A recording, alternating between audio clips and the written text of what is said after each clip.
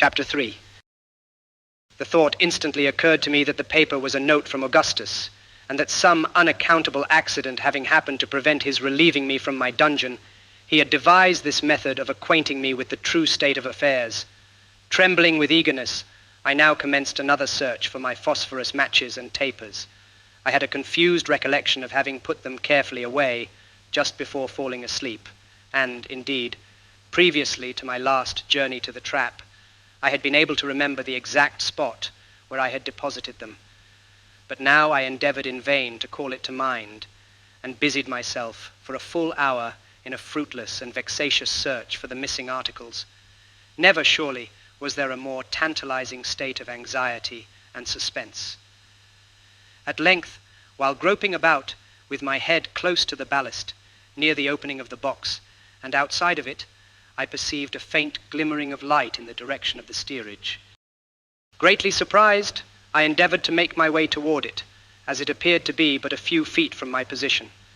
Scarcely had I moved with this intention when I lost sight of the glimmer entirely, and, before I could bring it into view again, was obliged to feel along by the box until I had exactly resumed my original situation. Now, moving my head with caution to and fro, I found that, by proceeding slowly, with great care, in an opposite direction to that in which I had at first started, I was enabled to draw near the light, still keeping it in view. Presently, I came directly upon it, having squeezed my way through innumerable narrow windings, and found that it proceeded from some fragments of my matches lying in an empty barrel turned upon its side. I was wondering how they came in such a place, when my hand fell upon 2 or 3 pieces of taper wax, which had been evidently mumbled by the dog.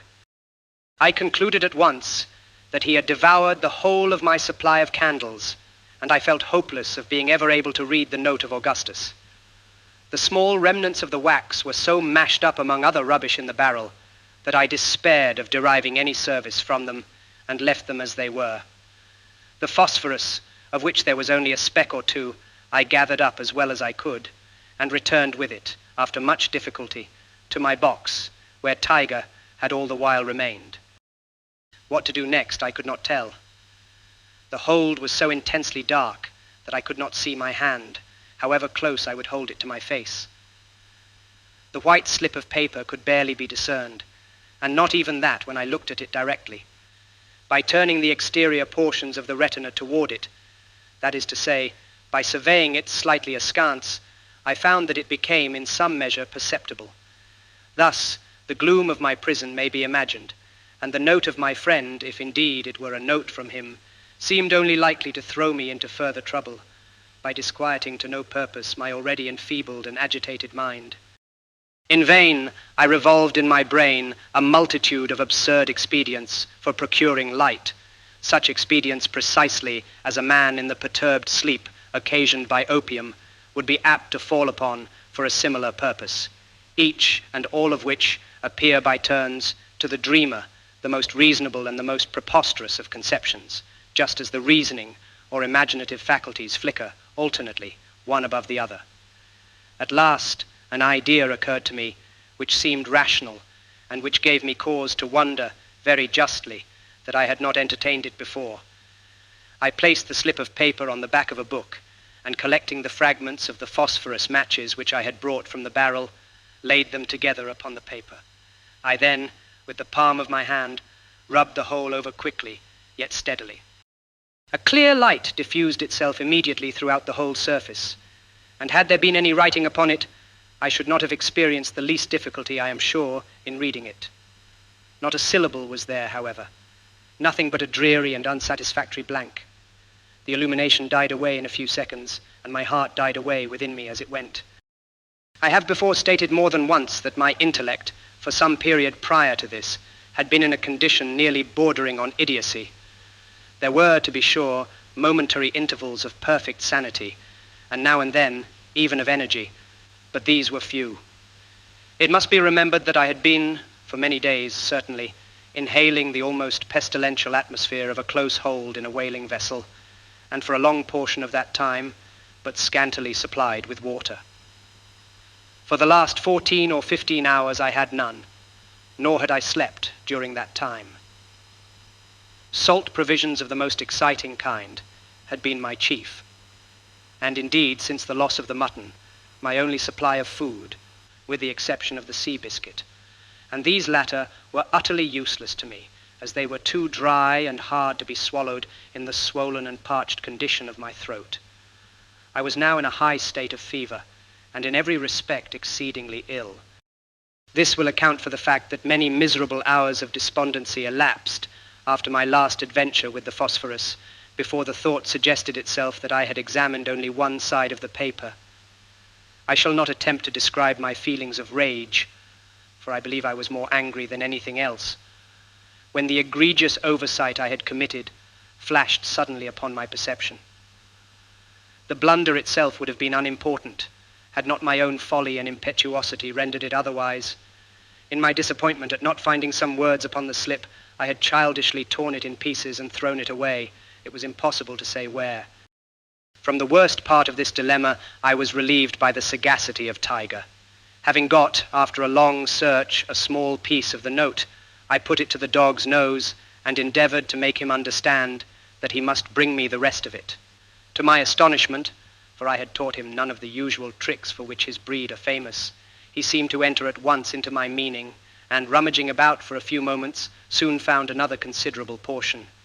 Bringing me this, he paused a while, and rubbing his nose against my hand, appeared to be waiting for my approval of what he had done.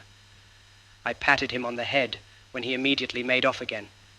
It was now some minutes before he came back, but when he did come, he brought with him a large slip, which proved to be all the paper missing, it having been torn, it seems, only into 3 pieces.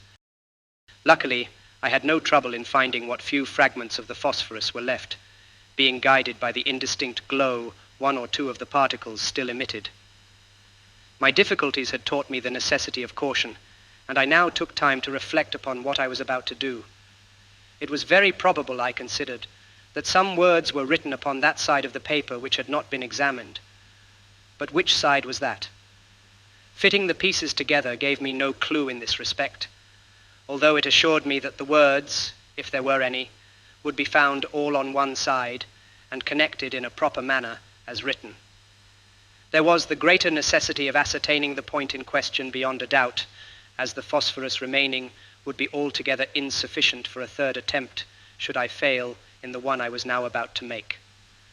I placed the paper on a book as before, and sat for some minutes, thoughtfully revolving the matter over in my mind. At last I thought it barely possible that the written side might have some unevenness on its surface, which a delicate sense of feeling might enable me to detect. I determined to make the experiment, and passed my finger very carefully over the side which first presented itself. Nothing, however, was perceptible, and I turned the paper, adjusting it on the book. I now again carried my forefinger cautiously along, when I was aware of an exceedingly slight, but still discernible glow, which followed as it proceeded. This, I knew, must arise from some very minute remaining particles of the phosphorus with which I had covered the paper in my previous attempt. The other, or underside, then, was that on which lay the writing, if writing there should finally prove to be. Again I turned the note, and went to work as I had previously done. Having rubbed in the phosphorus, a brilliancy ensued as before, but this time several lines of MS, in a large hand, and apparently in red ink, became distinctly visible. The glimmer, although sufficiently bright, was but momentary. Still, had I not been too greatly excited, there would have been ample time enough for me to peruse the whole 3 sentences before me, for I saw there were 3. In my anxiety, however, to read all at once, I succeeded only in reading the 7 concluding words, which thus appeared: "Blood, your life depends upon lying close." Had I been able to ascertain the entire contents of the note, the full meaning of the admonition which my friend had thus attempted to convey, that admonition, even although it should have revealed a story of disaster, the most unspeakable, could not, I am firmly convinced, have imbued my mind with 1/10 of the harrowing and yet indefinable horror with which I was inspired by the fragmentary warning thus received. And blood, too, that word of all words, so rife at all times with mystery and suffering and terror, How trebly full of import did it now appear! How chilly and heavily, disjointed as it thus was, from any foregoing words to qualify or render it distinct, did its vague syllables fall, amid the deep gloom of my prison, into the innermost recesses of my soul.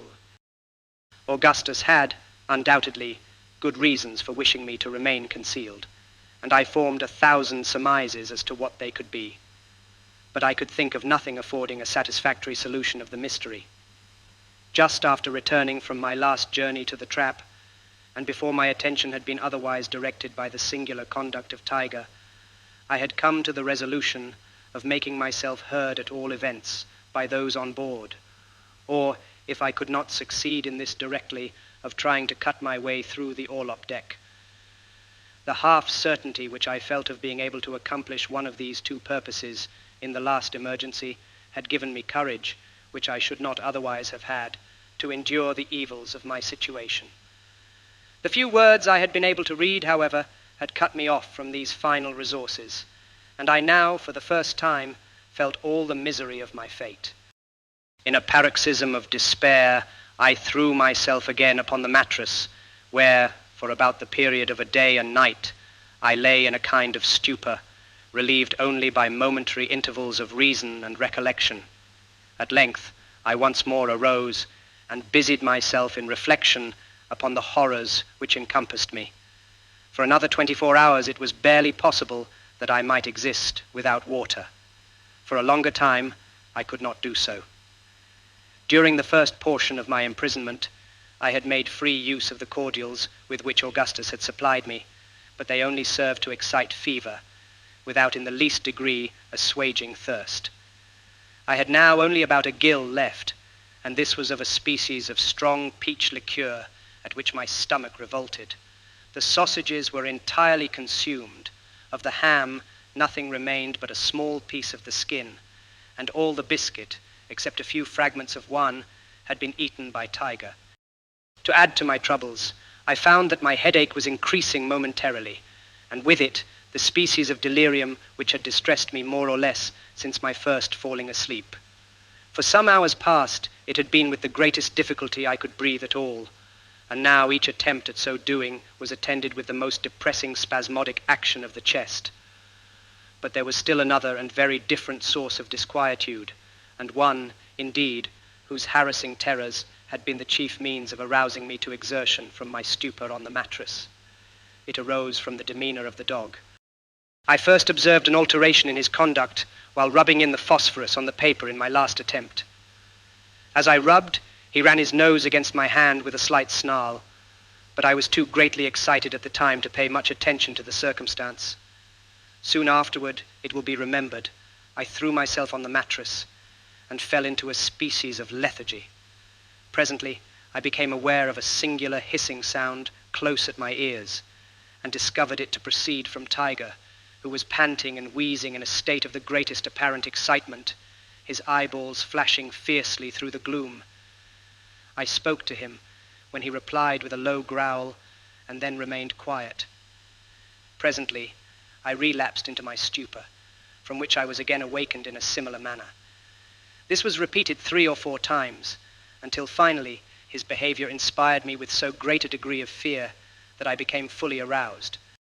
He was now lying close by the door of the box, snarling fearfully, although in a kind of undertone, and grinding his teeth as if strongly convulsed. I had no doubt whatever that the want of water or the confined atmosphere of the hold had driven him mad, and I was at a loss what course to pursue. I could not endure the thought of killing him, yet it seemed absolutely necessary for my own safety.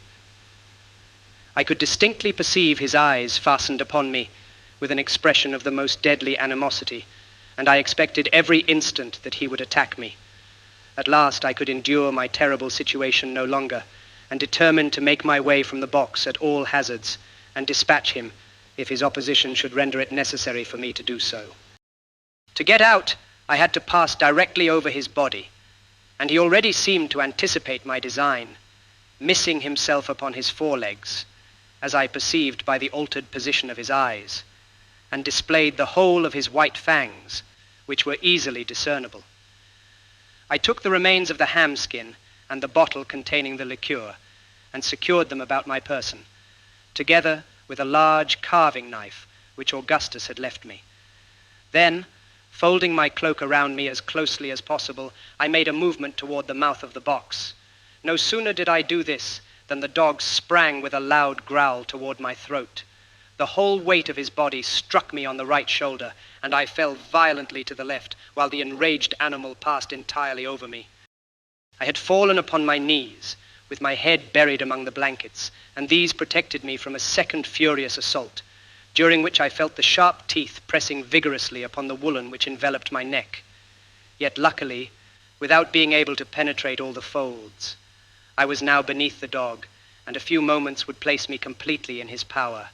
Despair gave me strength, and I rose boldly up, shaking him from me by main force, and dragging with me the blankets from the mattress.